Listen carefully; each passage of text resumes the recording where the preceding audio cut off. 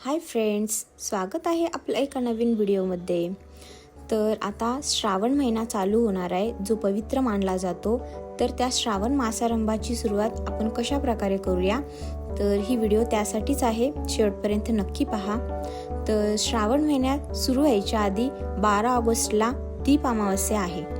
तर त्या अमावस्याचे महत्त्व मी तुम्हाला सांगते आणि ती कशी साजरी करायचं तेही देखील सांगते, जेणेकरून येणारा श्रावण पवित्र महिना आपल्यासाठी सुखा समृद्धीचा जाओ। तर 12 ऑगस्टला येत्या दीप अमावस्या म्हणून आहे। तर ही नुसती अमावस्या नसून या दिवशी आपल्याला सगळे घरातले दिवे घासून स्वच्छ करून त्याची पूजा केली जाते। आणि फक्त दिव्यांचीच पूजा नाही, तर या दिव्यांनी आपण आपल्या कुलदेवताची पूजा करतो, आपल्या घरातील लहान मुलांची पूजा करतो व त्यांचं औक्षण करतो, जेणेकरून त्यांना दीर्घायुष्य भेटावं। त्याच प्रकारे घराची साफसफाई करतो। इव्हनिंगला संध्याकाळी म्हणजेच आपल्या घराच्या दारामध्ये, तुळशीमध्ये, तसेच कुलदेवताच्या देवाऱ्यात आपण वेगवेगळ्या प्रकारचे असे कणकेचे दिवे करून लावू शकतो। कारण त्या दिवशी आपण जे घरातली पितळेचे असेल, स्टीलचे असेल, चांदीचे असेल, जे काही दिवे असेल, त्यासोबत मेन म्हणजे पिठाचे म्हणजेच कणकेचे दिवे बनवले जाते। कारण त्या दिव्यांचं खूप मान आहे। तेच दिवे कसे बनवायचे वेगवेगळ्या प्रकारचे ते मी तुम्हाला या व्हिडिओमध्ये दाखवणार आहे। व्हिडिओ पाहून तुम्हाला समजलंच असेल। तर मी इथे सिंपल पीठ न घेता त्यामध्ये हळद आणि कुंकू असे 2 लाल आणि पिवळा कलर घातलेला आहे, जेणेकरून आपण जे काही दिवे बनवल छोट्याशा साईजचे, ते दिसायला अट्रॅक्टिव्ह दिसेल, क्रिएटिव्ह दिसेल आणि छान सुद्धा दिसेल। लहान मुलांना सुद्धा खूप आवडेल। त्यामुळे मी इथे लाल आणि पिवळा पिठाचा 2 गोळे करून घेतलेले आहे। छोटे असे गोळे बनवलेले आहे आणि त्यामध्ये आपण वेगवेगळ्या आकाराचे म्हणजे शेपचे दिवे बनवणार आहोत। तर ते शेप मी तुम्हाला इथे दाखवत आहे। काही माझ्याकडे आयडियाज आहेत, त्या प्रकारे मी बनवत आहे। तुमच्याकडे याहीपेक्षा सुंदर आयडियाज असेल तर कमेंटमध्ये नक्की शेअर करा, किंवा व्हिडिओ नक्की शेअर केला असेल तर मला नक्की सांगा, जेणेकरून मी सुद्धा शिकेल। तर पाहू शकता आपण व्हिडिओमध्ये, हे पहा, हे छोट्याशा आकाराचा येलो कलरचा दिवा मी अशा प्रकारे 6 वातींचा बनवलेला आहे। आपण त्यामध्ये छोटासा एकच फुलवाती लावू शकतो, पण मी तसा शेप बनवलेला आहे। तसाच रेड कलरचा सुद्धा बनवलेला आहे। अजून वेगळ्या प्रकारचे दिवे मी बनवत आहे। तर असेच वेगवेगळे विविध दिवे आपण देखील बनवू शकता, अगदी घरी बसून सोप्या पद्धतीने। कारण त्या दिवशी काही आपल्याला नवीन असं काही विकत आणायचं नाही, आपण घरी बसून हे सगळं काही बनवू शकतो। तर त्या दिवशी आपण सर्व घरातील दिवे स्वच्छ घासून पुसून तर दिव्यांची उत्तम पूजा करावी।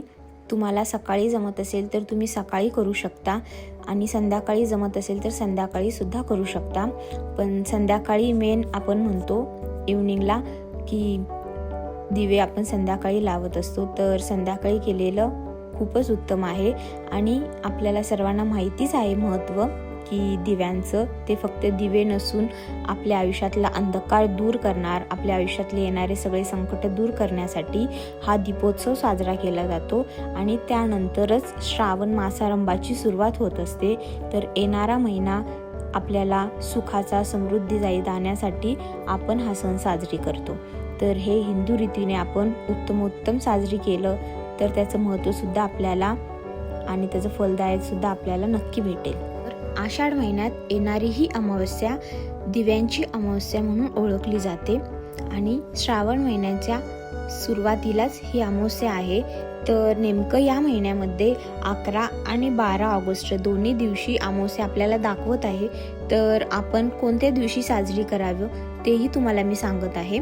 तर 11 तारखेला रात्री 1 नंतर किंवा 11 वाजल्यानंतर पंचांगानुसार दाखवत आहे अमावस्या चालू होणार आहे, व 12 तारखेला पूर्ण दिवसभर ही अमावस्या आहे। तर आपण 12 ऑगस्ट दिवशी म्हणजेच बुधवारी ही अमावस्या आपण साजरी करू शकतो।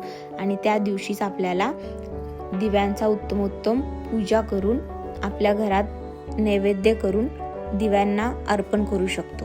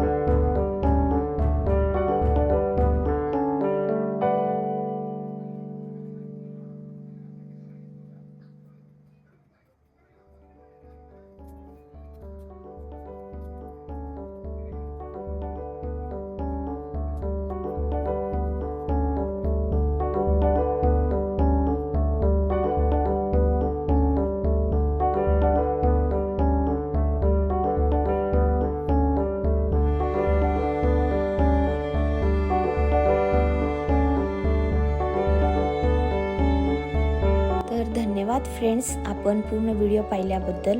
तुम्हाला समजलंच असेल ही व्हिडिओ कशासाठी मी बनवलेली आहे. तर तुम्ही देखील दीप अमावस्या नक्की साजरी करा, जी की 12 ऑगस्टला आहे. आणि सर्व दिव्यांची उत्तमोत्तम पूजा करून नैवेद्य नक्की अर्पण करा. तर तुम्हाला देखील येणारा श्रावण महिना सुख समृद्धीचा जाओ. आणि पुढच्या व्हिडिओमध्ये मी तुम्हाला दाखवत आहे की कशा प्रकारे मी दीप अमावस्या साजरी करणार आहे.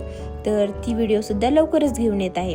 तर तुम्ही देखील नक्की असेच कणकेचे दिवे बनवा, जी वेगवेगळ्या प्रकारचे आणि वेगवेगळ्या शेपचे आहेत. दिसायला सुद्धा सुंदर दिसेल. थँक्यू.